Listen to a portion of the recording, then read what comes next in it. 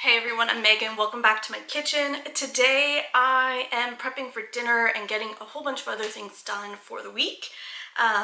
Just kind of need to get more organized. It's Tuesday and I need some higher protein breakfast. So I'm going to make my baked apple oatmeal dish. I also am going to use up some of the things that we started putting in the freezer. I have a big pile of stuff here that I pulled from the freezer, including 2 chicken breasts bone in, a fajita pack. We've made these together. I'll link the recipe above. And a reusable box for my homemade tortillas. So tonight I'm going to make chicken fajitas. It's pretty easy. It's a recipe I grew up with. It is not traditional. I don't think it can even be considered Tex-Mex. I enjoy it. It's a comfort food for me. And you can spice it up as much as you want with a spicier salsa or some, I don't know, added seasonings, I guess. My mom and her family really don't like spice at all. So that's what I'm doing today. I'm gonna debone the chicken breasts once they're thawed. It's just about lunchtime now, but when you have everything frozen in the freezer, this is when I really need to start thinking about dinner. So that's all going in the sink, minus the tortillas, obviously, to thaw. And that will be ready for closer to 5 o'clock. We'll start getting dinner ready.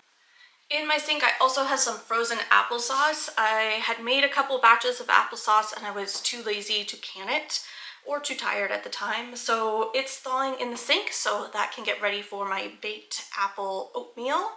I'm gonna try to get a couple other things going in the kitchen today too. I'm gonna go dig through the freezer for some beef bones and hopefully set up some stock that I can make some room for in the fridge. I'm not gonna can it today, but that might happen tomorrow. Who knows?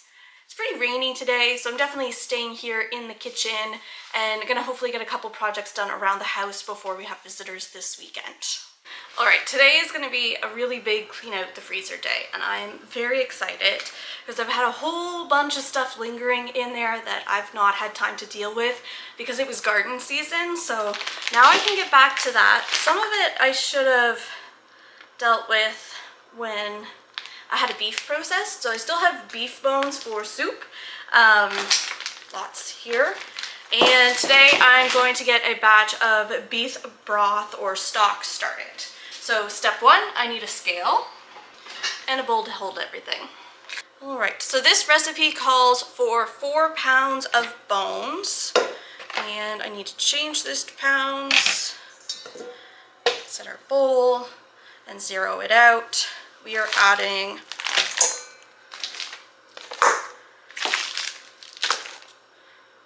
3.9.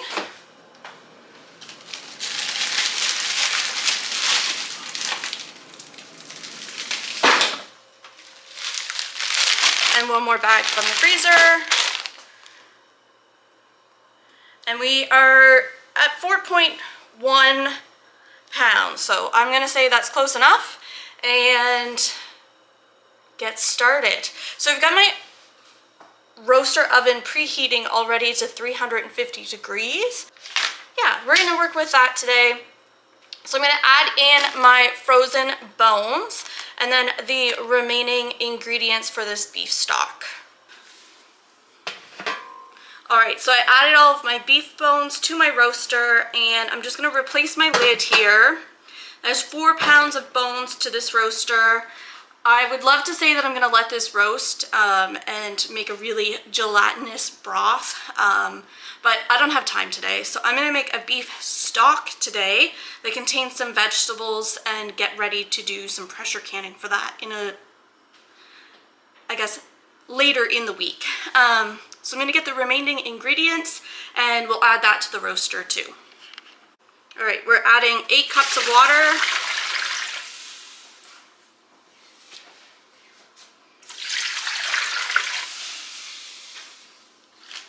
A stalk of celery. I had frozen celery stalks in the freezer.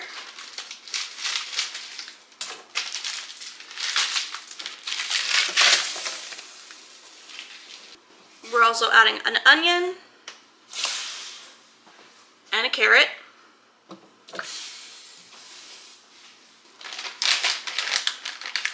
As well as a bay leaf. And you could add salt if you wanted to. However, I like to add salt to the finished product of a meal. This broth is most likely going to be used for gravies, soups, stews, chilies, all things that we would be adding salt to season at the end of the dish. And I like to do it that way just because it's a bit more controllable. So I'm gonna add my lid back, and this is probably gonna continue to roast for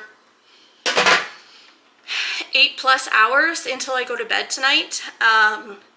Kind of before I start getting ready for bed, I'll strain this off and into a bin and put it in the fridge.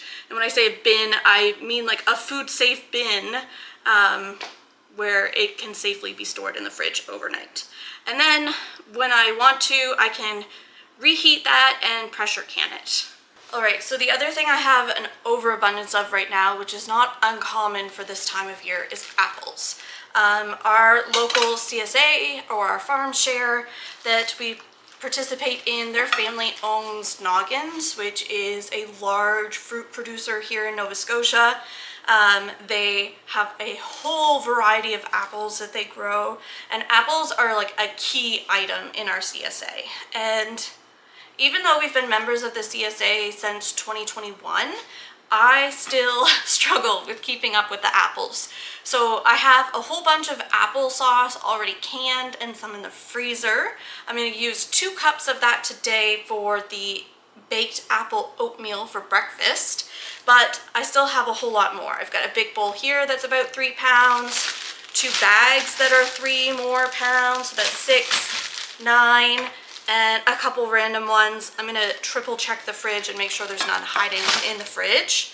I had put some fruit in there around Thanksgiving. I know there's still pears in there, but I must check that there's not any more apples.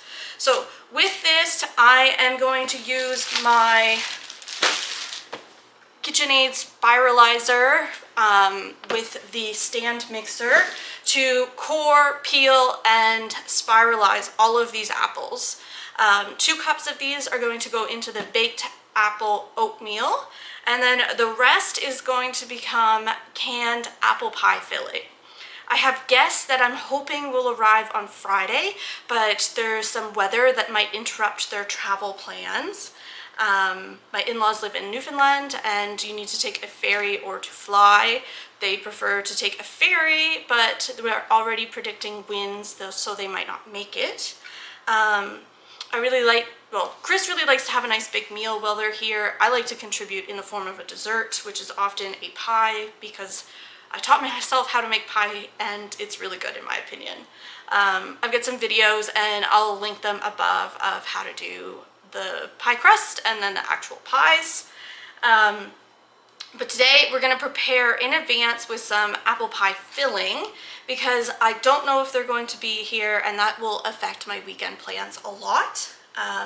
If not, these are things that I can use for Christmas, or if you're in the US and you have a Thanksgiving coming up at the end of the month, this is a great option to prepare in advance for what can be a really overwhelming meal.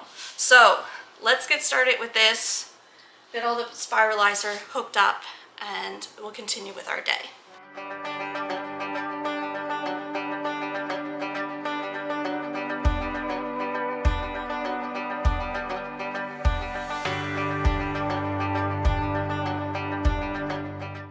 Two bowls, wash your produce.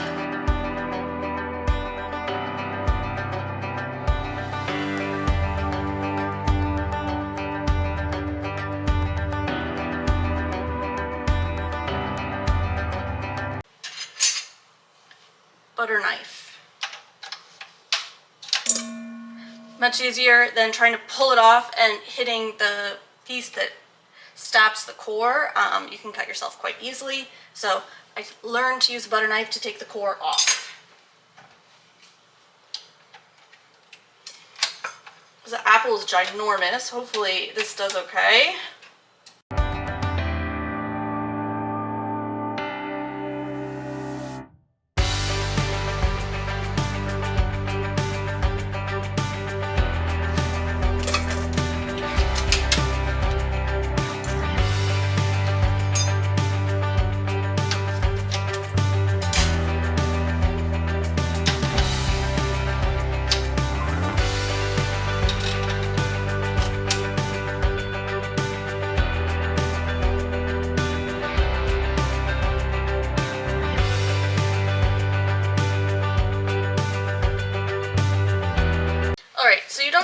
spiralizer happening too much more.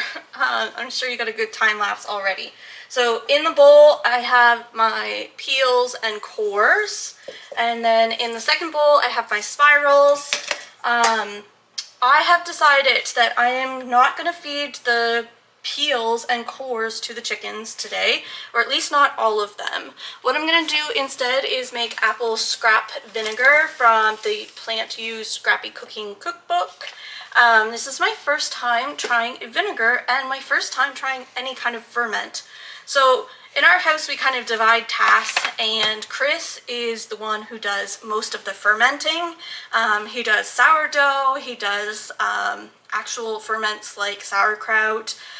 He ferments our garlic to kind of extend its shelf life, and usually I let him take on that task. I do the canning, I do the baking, he does the cooking and the fermenting.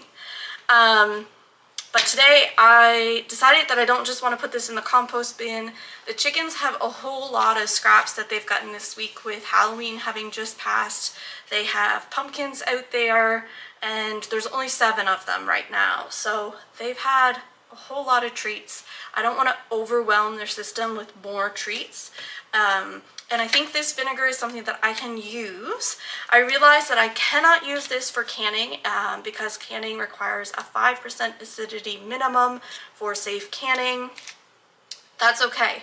We use apple cider vinegar for vinaigrettes and dressings, and it can be used to deglaze pots, all kinds of different things. So I think having some of this on hand wouldn't be a bad idea. So I'm gonna go start gathering my supplies for this and keep going with the apples, but you don't need to watch anymore. I'll come back when I've got something more interesting happening. Alright, so I have now spiralized and peeled all of the apples. Now with the spiralizer and peeler, it doesn't always get all of the peels, and that's okay. I can go ahead and trim those up with my knife, or I could just not care. So for some products, it doesn't really matter if it's not peeled. Like if I was gonna put this in applesauce, that would be fine. But with the apple pie filling, I know that those are gonna separate and be a textural issue for some. So I will choose to not put the ones with the peels into the apple pie filling. And that's okay. I can either dehydrate them, because I think I'm gonna add some apples to the dehydrator today to make apple chips, and I'm gonna sprinkle them with some cinnamon.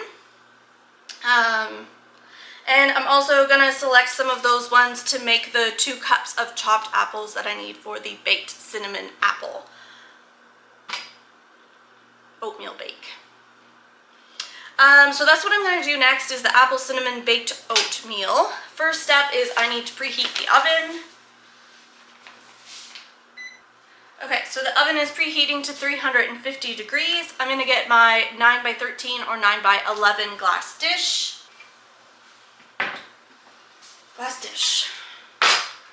And I'm going to start with the eggs.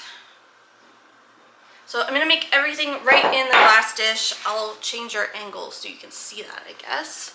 This is my 9x11 dish. I like this one because it comes with a cover, so I don't need any extra plastic to keep this in the fridge, which is always a bonus. 10 eggs is what we're going to start with. And I'm using farm fresh eggs, so I'm just cracking them into their individual bowl. I don't want any ickies in my pan. First I need to wash these. Okay, eggs have been washed.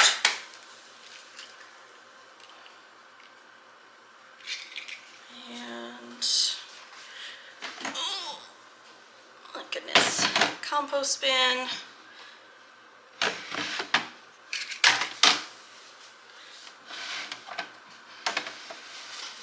Already getting a crowded counter.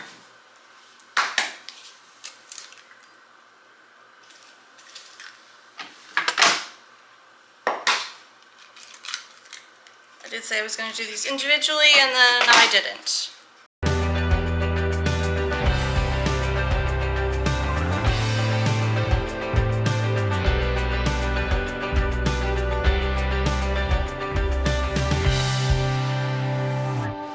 Danish dough whisk.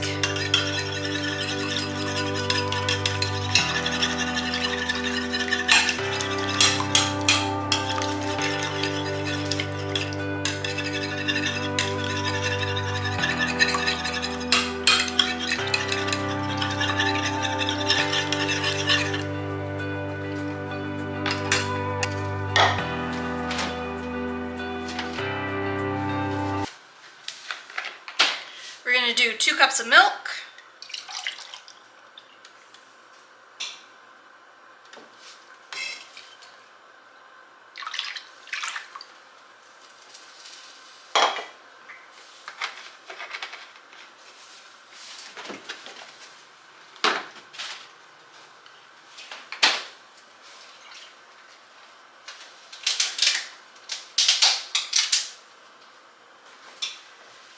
Two cups of applesauce that is mostly thawed.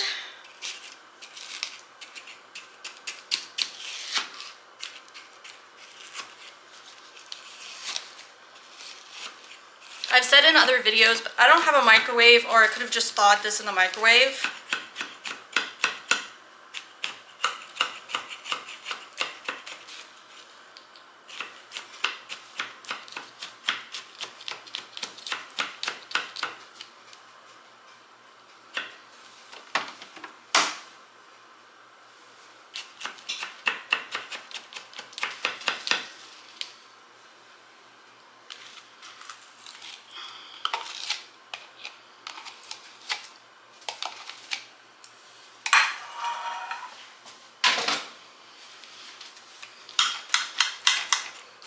Still a little slushy, so this might take a little longer to bake because of that, and that's okay. Just want to get this into the oven so I can get on to the next things.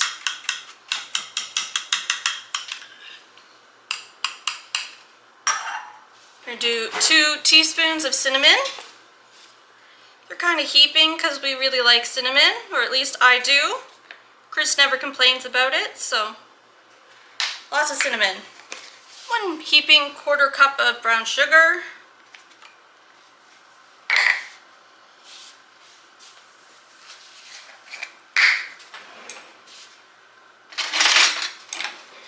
One teaspoon of salt.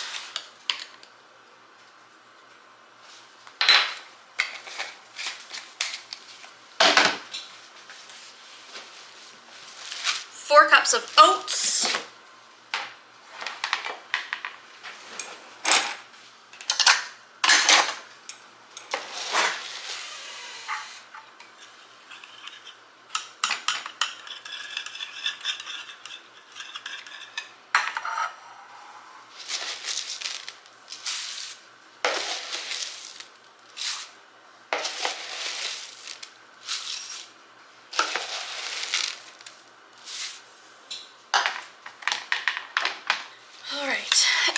2 cups of chopped apples that I do not have ready yet. So set this aside on our very crowded counter.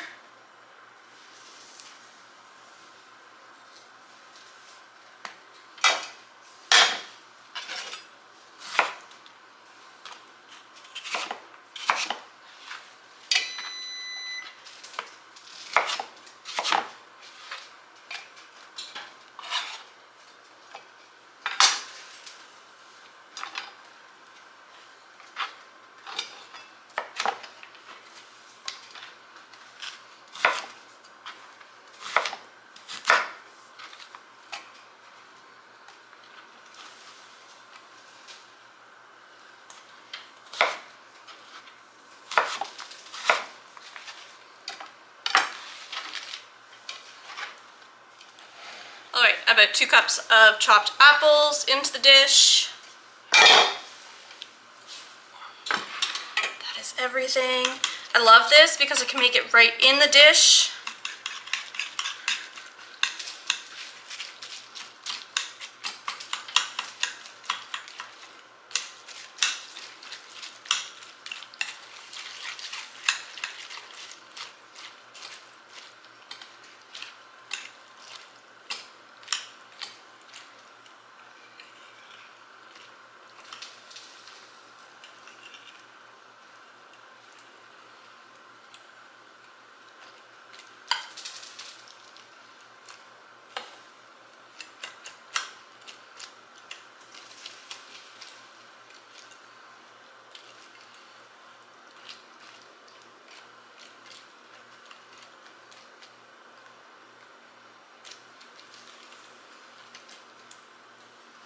Alright, everything is really well mixed now. We're going to do our topping. I'm just gonna set this aside again, and we're gonna do a 1/4 cup of butter. This is butter from the fridge, so we're actually going to measure.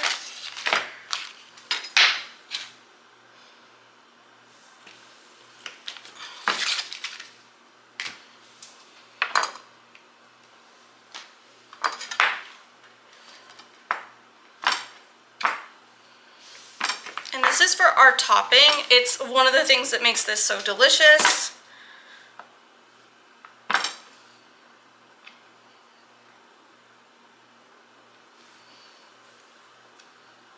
And it doesn't have to be exact. The last time I did this recipe, I just broke it all apart with my fingers. Today it's cold butter, so I'm just kind of chopping it roughly. I'm going to add these chopped pieces to the dish.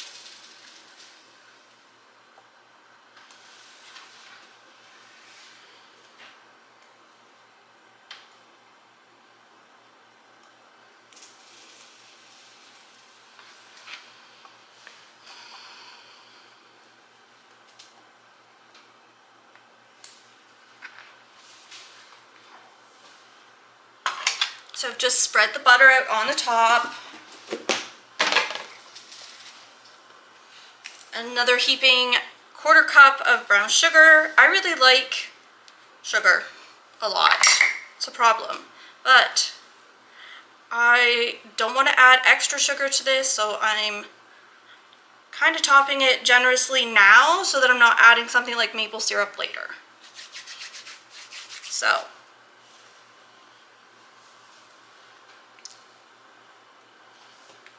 that looks good. The oven is preheated, so this is going to go into the oven for about an hour.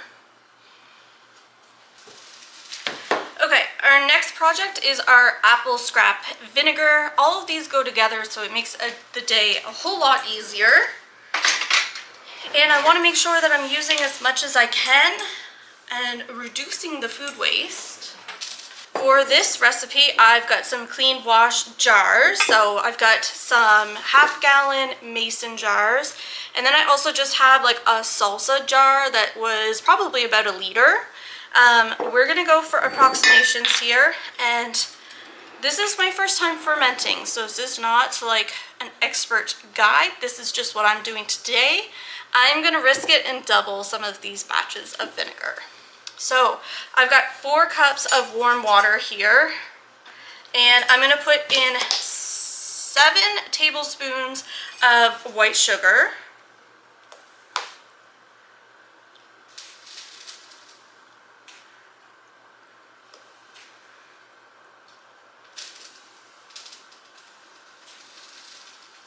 Okay, 7 tablespoons.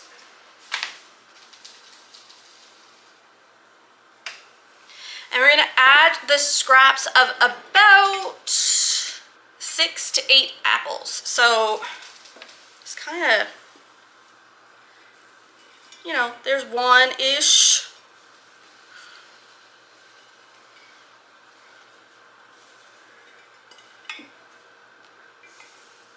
Two, 3, 4, 5. Okay, so 6 cores.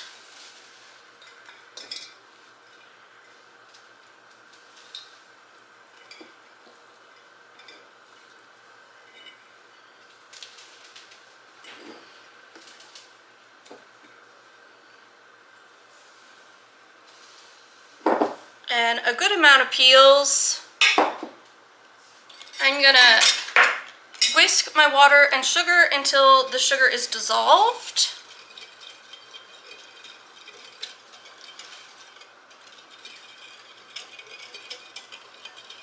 So I'm doubling this because I know that making homemade vinegars is not an exact science as far as fermentation goes. I think this is one of the easier options. We'll see. I know that not every ferment goes perfectly. I've washed these with soap and water. I didn't go and get the like Star Sans sterilizer that Chris has. I don't even know where it is, to be honest. So this is all a big experiment. I also know that you can take the mother from another vinegar to kind of head start it.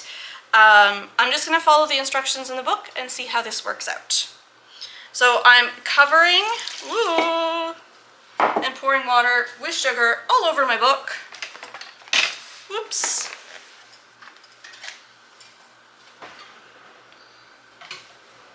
Jar funnel.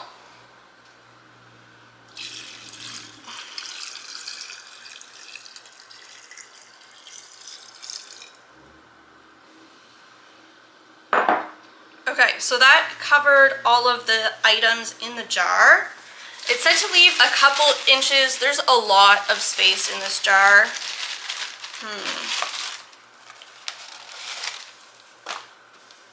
We're gonna go with it. Covering with a coffee filter. You can use cheesecloth too, but I've got a lot of fruit flies right now, so I want to use the more dense option, so hopefully those little buggers can't get in here. I'm putting a elastic around it, and I'm gonna go set this in a cool spot for about 2 weeks. In 2 weeks, I'm gonna come back and strain that off and then allow it to continue to ferment in its final jar, which for us will most likely be one of the flip top jars we have in the basement. I'm gonna do this again for this jar and keep going until I'm out of apple scraps. And I want to acknowledge that I know that this could end up being a big moldy mess. It's kind of how fermenting goes sometimes. It's a risk. Low cost risk for me. I'm just using the apple scraps, some sugar, and some water.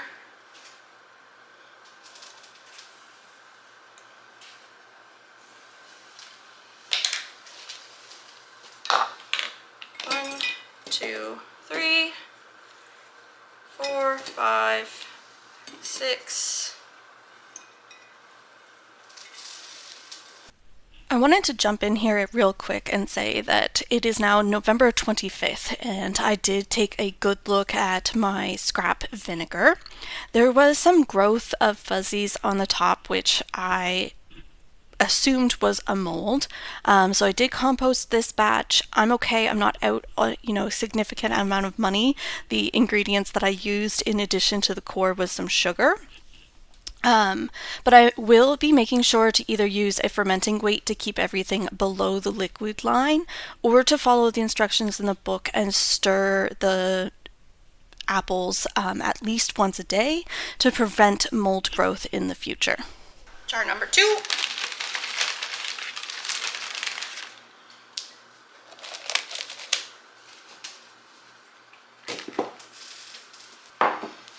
Alright, this one is about 1 liter, so we're going to follow the recipe, adding 3 to 4 apples apparently.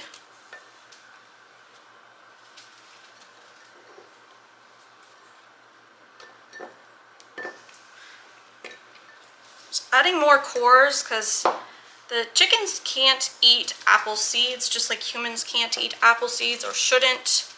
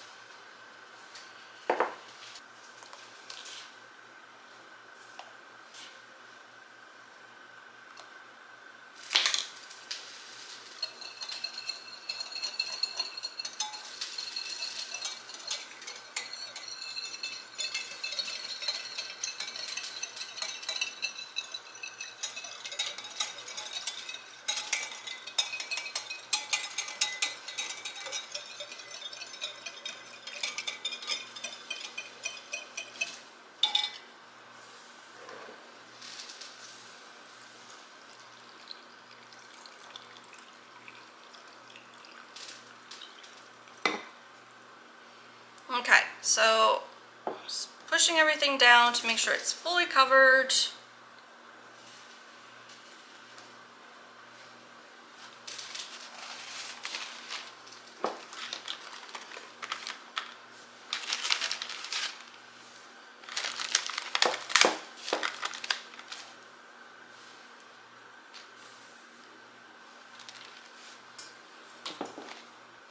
Alright, I think the rest of this is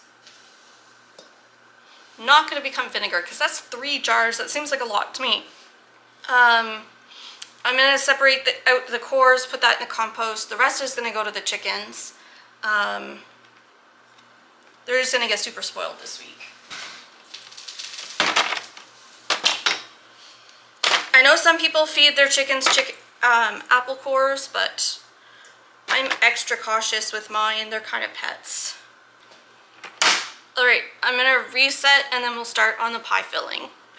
Okay, full transparency, I didn't read my recipe before I started today. I was sure I had everything, but I actually don't. I do not have apple juice. So right now I'm going to go through and chop these all up and put them in the fridge. And I'm going to decide if I want to break my pantry challenge to go get apple juice to do apple pie filling, or if I just want to dice these and put them in the freezer, or even if I want to just make the pies and freeze the pies, which might happen. I think that might happen tomorrow. So step 1, let's get these all diced. I'm going to do some of these dices really small because I want to do some apple hand pies. They're just little, like, 2 pieces of pie crust stuffed with pie filling, and they're delicious. So I am going to separate the bits that have the peels on them for now.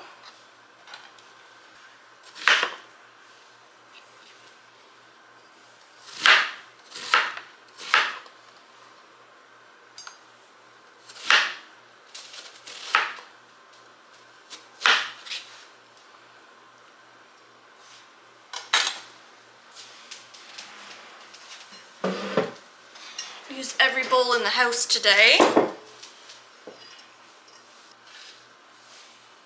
So just small dices. The last time I made the apple filling for the hand pies, there's a fuzz in there. Don't need that in my food.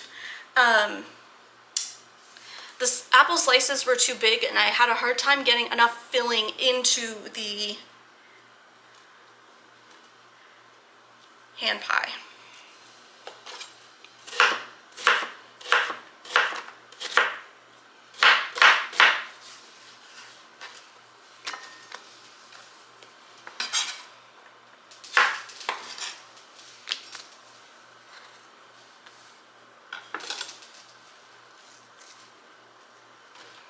You know what? I've decided I'm not going to can these. I'm not going to break my pantry challenge. There's other things I can do with these apples.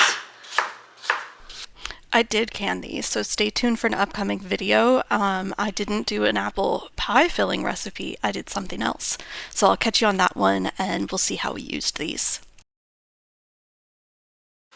The next thing I'm doing is adding the apple slices that still have amount of peel on them to my dehydrator sheets.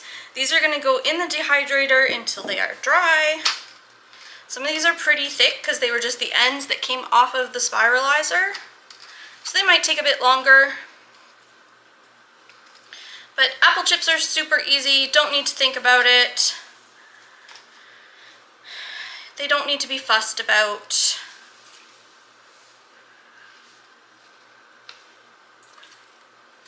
Add an approximately 1 thickness layer to the dehydrator sheets.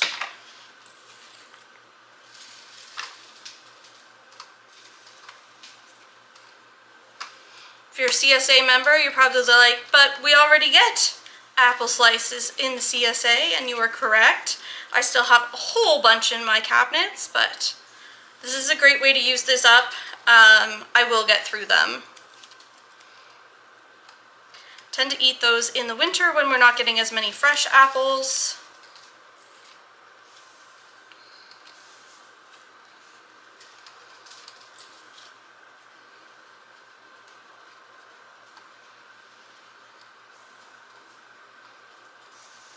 Right, those are 2 trays. I'm going to go grab the other 2.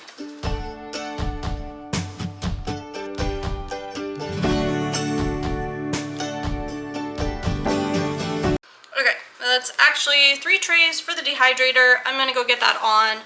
I need to look up to see what's the best temperature to dehydrate these at, and I'll throw that up on the screen for you.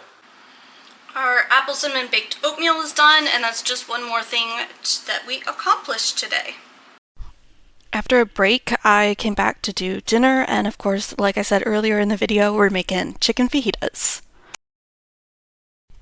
So I'm starting with some cubed chicken. This is from the bone-in chicken breast that I deboned and cubed myself. This comes from our CSA. I'm going to fry this until the chicken is done, or cooked.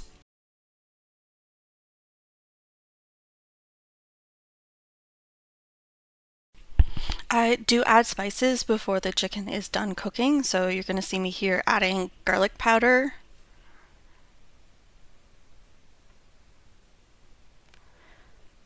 onion powder,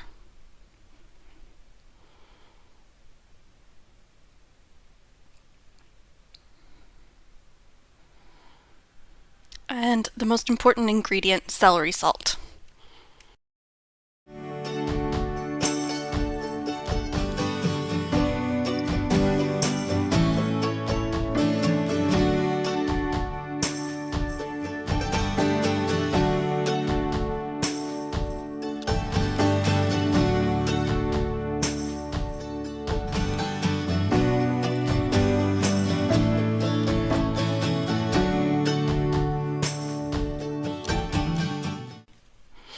On to our next step. The chicken is fully cooked or almost fully cooked here, and we're adding our fajita packs that we prepped earlier in the year. These are thawed, but not cooked, so we're just going to cook these until they are soft and heat it to the temperature we want.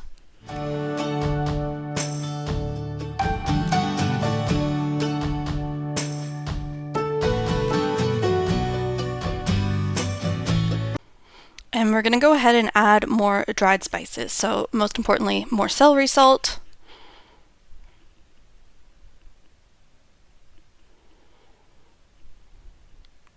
garlic powder,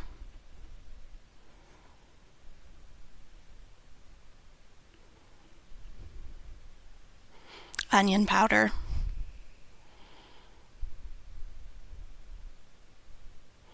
and this is when I add a couple more ingredients from the fridge.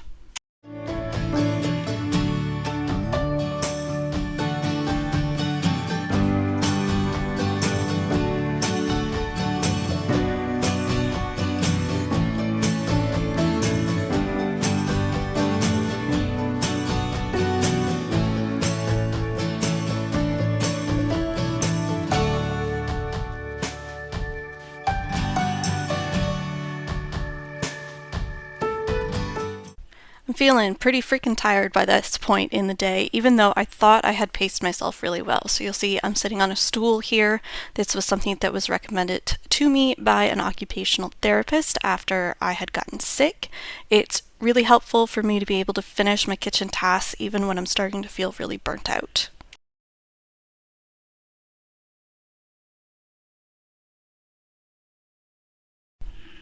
I'm also going to add Worcestershire sauce here, or however you say that correctly, and we're adding a fair amount.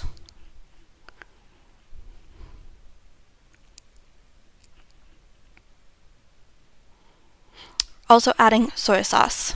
Tried to show you the label on this. This is one of the ways we add salt to this dish or seasoning, because we used so many garlic and onion powders earlier. The only thing we added salt to this dish was the celery salt.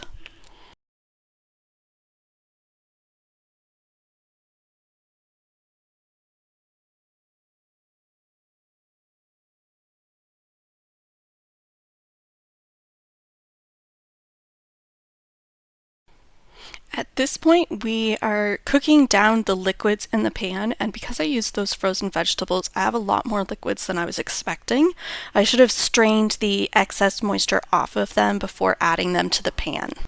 That's nothing we can't fix with a little bit of thickener. I'm using cornstarch, but you can use whatever thickener you like. I know not everybody likes cornstarch, but it works for me. I'm adding 2 tablespoons here before I'm mixing it in.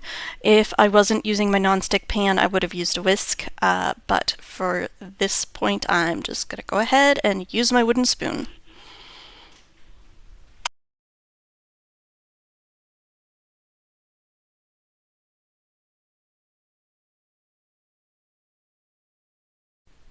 A lot of the flavor from the fajitas is in this liquid or sauce, so I want to make sure that I can include this in my tortilla without it being a mess of liquids and drippings. So the thickener is a really good way to get that flavor without having to cook down for like another hour and ruining the chicken. So this is a tip or trick for chicken fajitas. This is the way we like to eat it.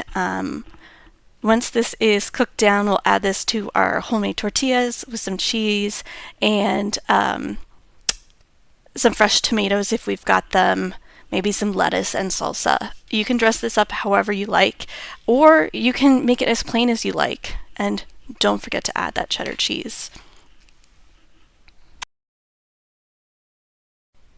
This was the end of a really big day in the kitchen, and I was really tired. I definitely had a crash energy-wise, didn't do too much for the next few days, but I'm really happy with how many things that I got out of the freezer on this day, how many things I got prepared, and it was well worth the time spent in the kitchen. So I hope that you guys enjoyed this also, seeing how we use the items from our freezer and pantry, how we preserved the things from the garden, like the frozen fajita pack, to use later in the year now that fresh things aren't coming in as often. And I do hope that you'll follow along for the pantry challenge. I am sorry that these updates have taken so long. I was tired and didn't end up doing as much editing as I had hoped. But there's a whole lot more content filmed coming your way. I've just got to get to some editing. I also hope that you will share, if you are joining in the pantry challenge, what you have had for meals, how you feel that this has helped you, anything that you want to share about the pantry challenge if you're participating, drop in the links below. And don't forget, I'll be participating in the 3 Rivers challenge in January and February, so there'll be more content coming your way. Catch you guys in the next one.